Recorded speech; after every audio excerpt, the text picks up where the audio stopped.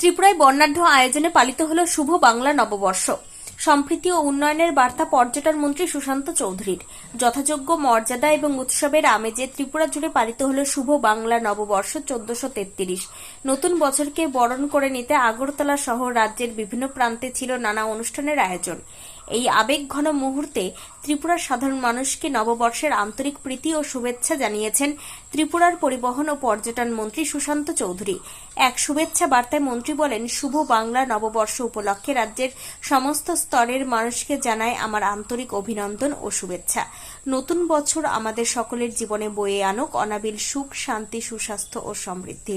তিনি আরও আশা প্রকাশ করেন যে সমস্ত ভেদাভেদ ভুলে নতুন বছরে মানুষ সম্প্রীতি ও ঐক্যের বন্ধনে আবদ্ধ হয়ে এক সুন্দর আগামীর পথে এগিয়ে যাবেন। নতুন বছরের এই নতুন আলো ত্রিপুরার উন্নয়ন ও সংহতিকে আরও সুদৃঢ় করবে। নববর্ষ উপলক্ষে আগরতলা এক বিশেষ বর্ণাঢ্য অনুষ্ঠানের আয়োজন করা হয়। এদিন আগরতলা শহরের রাজপথ ছিল উৎসব মুখর।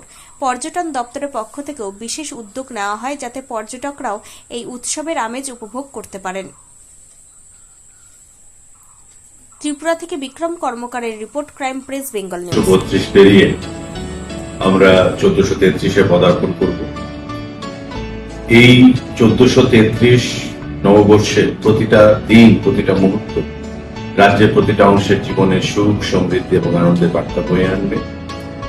আমি আমার ব্যক্তিগত তরফ থেকে, আমাদের সরকারের তরফ থেকে প্রত্যেককে শুভ নববর্ষের অনেক অনেক প্রীতি এবং শুভেচ্ছা জ্ঞাপন করছি। প্রত্যেকের জীবন আনন্দ, সুখ এবং সমৃদ্ধিতে ভরে উঠুক, মঙ্গলময়ী ঈশ্বরের কাছে সে প্রার্থনা জানাচ্ছি। সবাইকে আবারও বাংলা শুভ নববর্ষের অনেক অনেক শুভেচ্ছা, অনেক অনেক ভালোবাসা এবং প্রণাম জানাচ্ছি। নমস্কার।